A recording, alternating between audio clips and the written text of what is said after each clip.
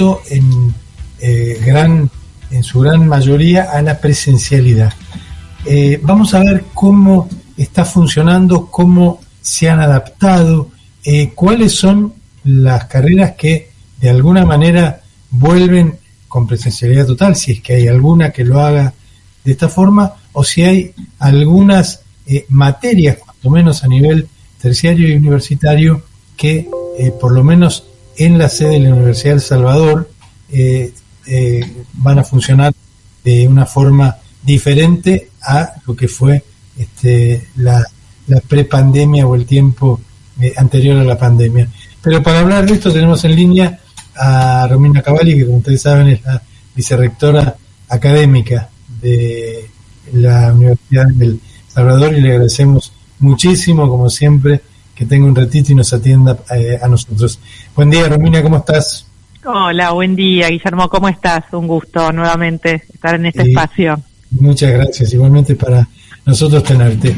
Bueno, ¿cómo se está organizando, Romina, en El Salvador para esta vuelta que ojalá dure mucho y ojalá se mantenga en el tiempo, producto de la baja, ¿no?, que hay en los casos de coronavirus?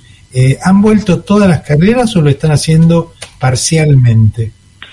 Bueno, en realidad no hay un regreso, digamos, total. Por lo menos en el campus de Pilar nosotros nos atenemos a las autorizaciones de la Municipalidad de Pilar a través de la Dirección de Educación Superior, que nos van autorizando algunas actividades prácticas, actividades de revinculación pedagógica, consultas, visitas para las personas que se quieran inscribir. Es decir, estos son concretamente las actividades que en el campus de Pilar se pueden hacer con previa autorización, ¿no?, con una antelación, por lo menos de una semana, que debemos comunicar al municipio, y el municipio autoriza estas actividades. No podemos hablar de clases presenciales, ¿sí?, las clases que conocimos en la prepandemia, sino actividades de revinculación pedagógica. Esto es lo que estamos haciendo con las carreras del campus. Pero, perfecto. Por ejemplo, lo que tiene que ver, que esto es lo que por lo general preocupaba mucho, no solamente a los alumnos, seguramente mucho, ¿no?, sino también a los docentes. Todo lo que tiene que ver, en Pilar, por ejemplo, ustedes tienen la carrera de veterinaria, ¿no? Sí. Con ese hospital divino, modelo, que se inauguró y poco tiempo se pudo usar, ¿no? Para todas las carreras, para todas las materias, ¿no?, que son de índole práctica, ¿eso sí puede volver o tienen que nuevamente y también pedir para cada uno de los cursos los permisos correspondientes, ¿no? Claro, bueno, estaría englobado en esto de las actividades prácticas, ¿no? Para esas carreras, como puede ser agronomía o veterinaria, donde la presencia del docente y el alumno en un espacio, ya sea del laboratorio, de campo abierto, es importante. En ese caso se pide autorización. Por eso digo, el municipio ha sido muy concreto en definir esas actividades de revinculación pedagógica, que no se traducen en las clases, es decir, en el grupo de alumnos en un aula, pero sí que tienen que ver con la formación práctica de estas carreras. Perfecto. Ahora, más allá del permiso, y si la municipalidad lo otorga, en caso de que se otorgue ese permiso, ¿ustedes presentaron previamente algún tipo de protocolo como para que, X cantidad de alumnos pueden estar a determinada distancia, determinadas actividades prácticas sí y otras no, etcétera? Todo eso fue presentado por ustedes, ¿no? Sí, la universidad tiene presentados sus protocolos y debemos tener en cuenta el 30% de la capacidad del campus, como aforo. Ese es el límite nuestro, ¿no? Ajá. Y el uso de transporte público no está permitido todavía en la zona de Pilar, es decir, que el que se acerque al campus lo tiene que hacer por sus propios medios. Si ustedes colocaran, por ejemplo, que sé que a veces tienen combis que transportan profesores, por ejemplo, desde la capital hasta el campus, ese tipo de facilidad, ustedes se la podrían trasladar a determinados alumnos que por ahí, no tienen la facilidad de tener un auto a mano para llegar, o eso también tienen que pedir un permiso especial? Sí, el servicio de combi que tiene la universidad, que trasladan alumnos y docentes antes de la pandemia, eso se mantiene con el aforo obviamente requerido para el transporte de pasajeros. Las combis están yendo y viniendo con un servicio reducido, pero pensemos también que muchos de los alumnos del campus viven en las zonas aledañas, ¿no? Nosotros hablamos del servicio de la Ciudad de Buenos Aires hacia Pilar. Claro, pero el resto de los alumnos se maneja con su transporte, o bueno, o lo llevará algún compañero, bueno, eso ya dependerá, pero el transporte público todavía no está autorizado en la zona de Pilar. Romina, yo el otro día leí una nota muy interesante en donde decía que, bueno, por supuesto, por el nivel de académico que ya tiene adquirido y nivel de conocimientos que tienen adquirido los alumnos, los ciclos terciarios de todas las universidades, son quienes de alguna manera menos inconvenientes han tenido con todo lo que ha tenido que ver con esta puesta muy rápida y casi de un día para el otro de todos los planes de educación a distancia.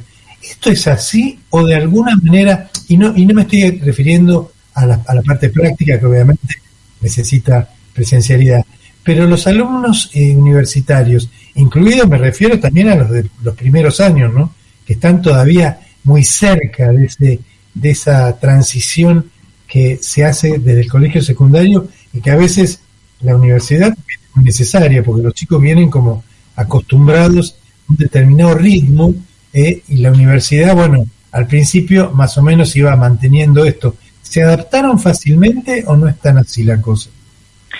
Perdón, ¿te referís a los alumnos del secundario que ingresan a la universidad en esa adaptación? Ingresan a la universidad en primera instancia, y después, por supuesto, el resto del alumnado que ya hace un tiempo que está cursando en la universidad y que seguramente tiene más facilidad para poder cursar algunas materias a distancia, ¿no? Sí, a ver, hay mucho acompañamiento de las facultades con sus carreras a esos alumnos que recién inician la vida universitaria. Pensemos que en el año 2020, cuando se instaló el aislamiento obligatorio, muchos alumnos empezaron su primer año de carrera universitaria y allí sí acompañaron los tutores, los docentes, todo el personal que trabaja en la universidad para que ese paso en su primer año en la universidad sea lo mejor posible, ¿no? Y lo mismo sucede con los alumnos que están en la etapa intermedia y los que están terminando. Siempre hay mucho seguimiento de docentes que tutorean y asesoran pedagógicamente este tránsito de esta manera, ¿no? Desde la educación remota. Claro.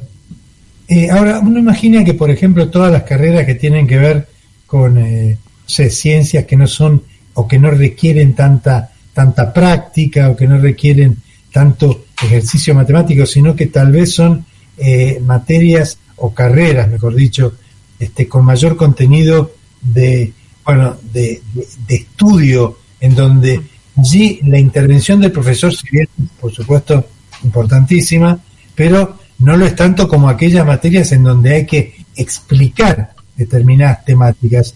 ¿Cuáles son las que más inconvenientes han tenido? O los docentes también han hecho un trabajo seguramente enorme, ¿no?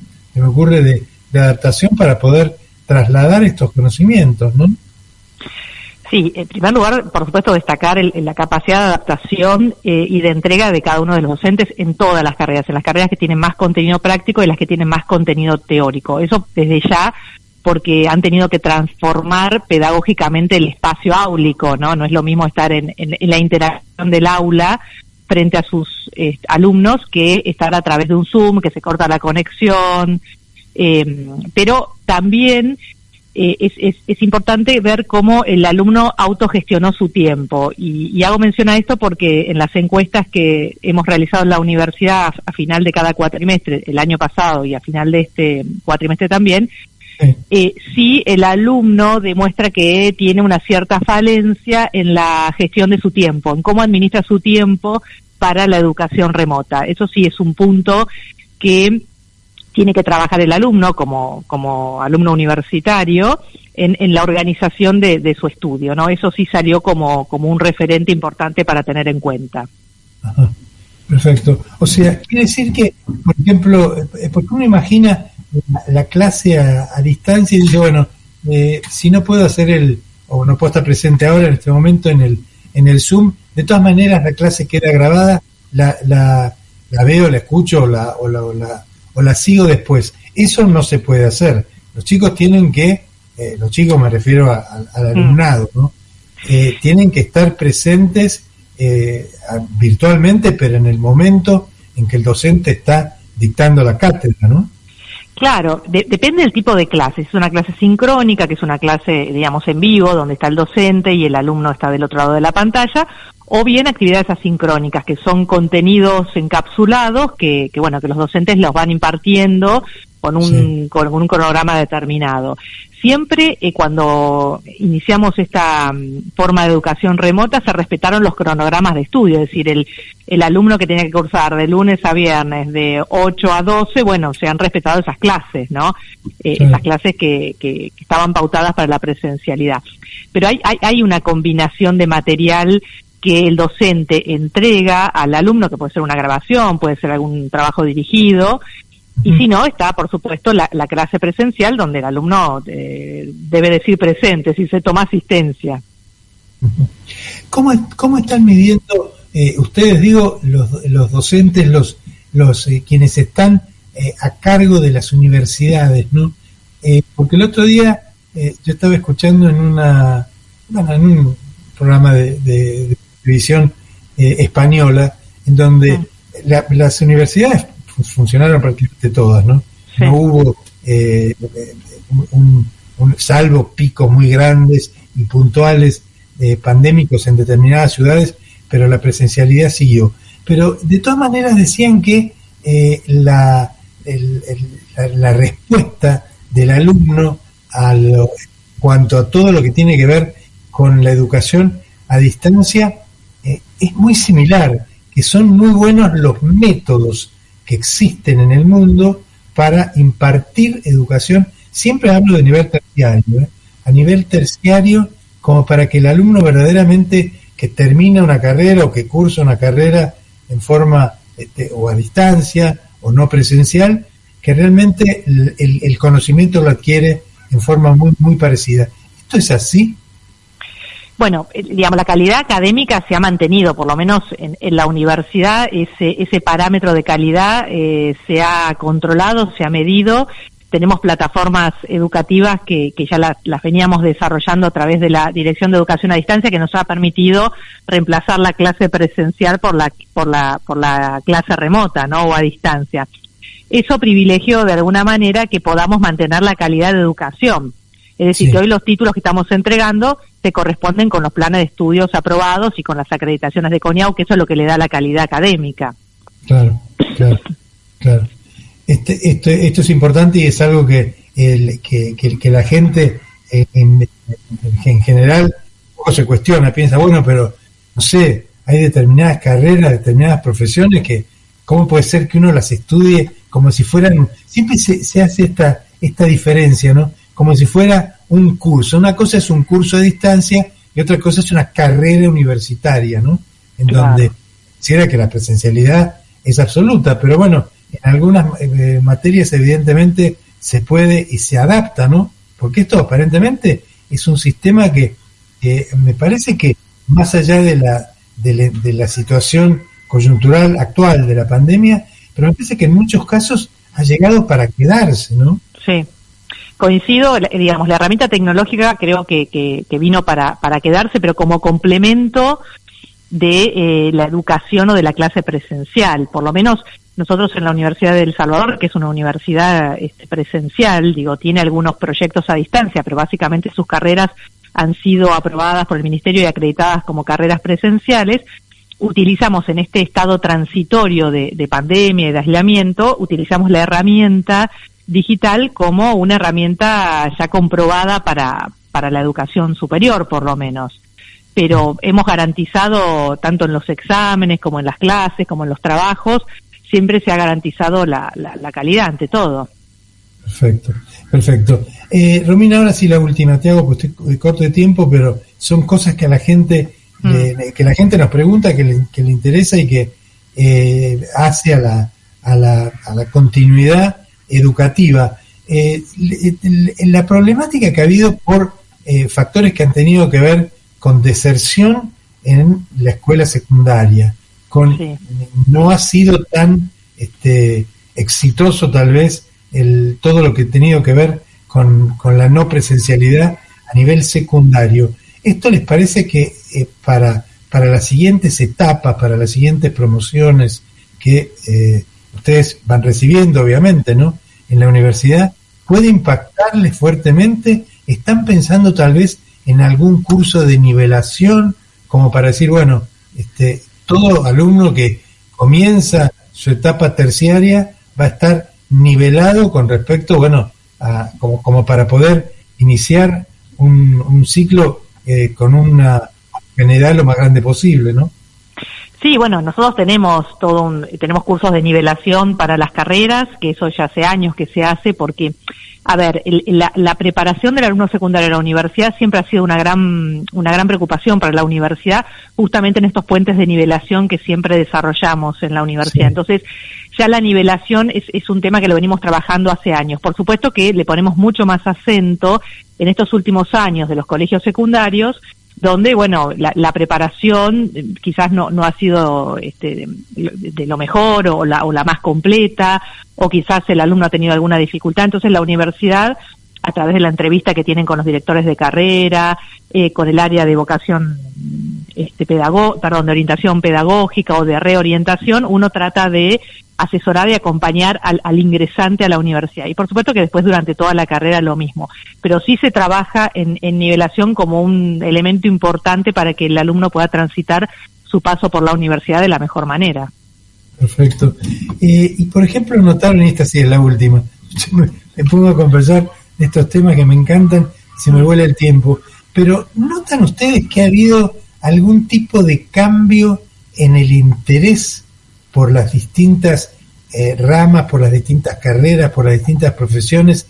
Porque, por supuesto, todos hemos transitado 2 años que han sido absolutamente inéditos.